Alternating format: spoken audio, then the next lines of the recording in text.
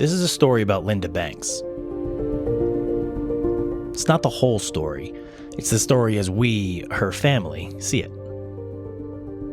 Because most lives like Linda's don't get documentaries. They don't make headlines. They don't come with awards or statues.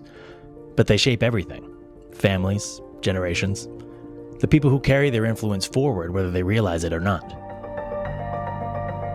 It's hard to condense a life fully lived into just a few minutes, especially a life built on showing up, on sacrifice, on curiosity, on faith. But as Linda turns 80, we wanted to stop, look back, to say out loud what we've always known. Her story deserves to be told. Not because it's over, because she deserves it.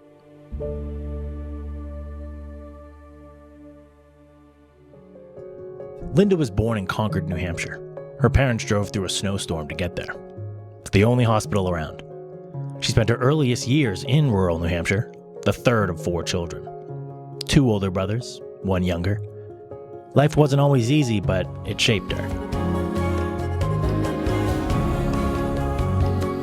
When she was 5, the family moved to Wakefield, Massachusetts. And then, when Linda was 15, everything changed again.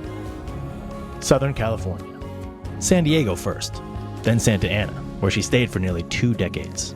2 coasts, 2 childhoods, and 1 steady sense of who she was becoming.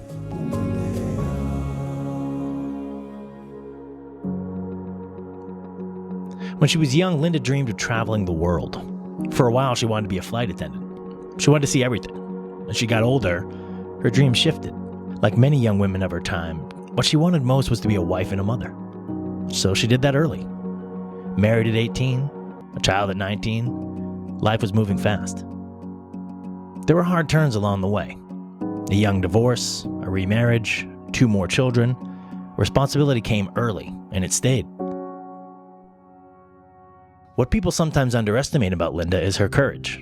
The quiet kind. The kind that doesn't announce itself.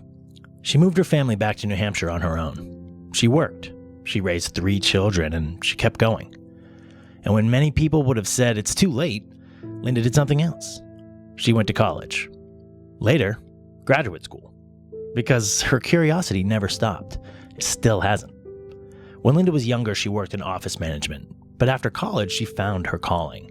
She became an ESL teacher, helping people find their voice in a new language. Helping them feel seen, capable, welcome. Teaching wasn't just a job for her, it was a way of caring. Outside the classroom, Linda was always creating. She sewed her own clothes. She sang often. She studied the Bible with devotion and intention. Faith was never loud for her. It was steady, grounding. A place she returned to when life was hard.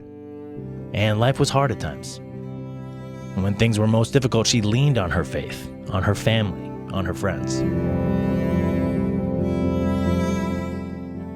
If you ask her family who Linda is, they'll tell you the same things. She's curious, optimistic, easygoing. She shows love through listening, through comfort food, through noticing and celebrating the accomplishments of others. She accepts you exactly as you are. No judgment, just presence. Her devotion to her children and grandchildren has never wavered.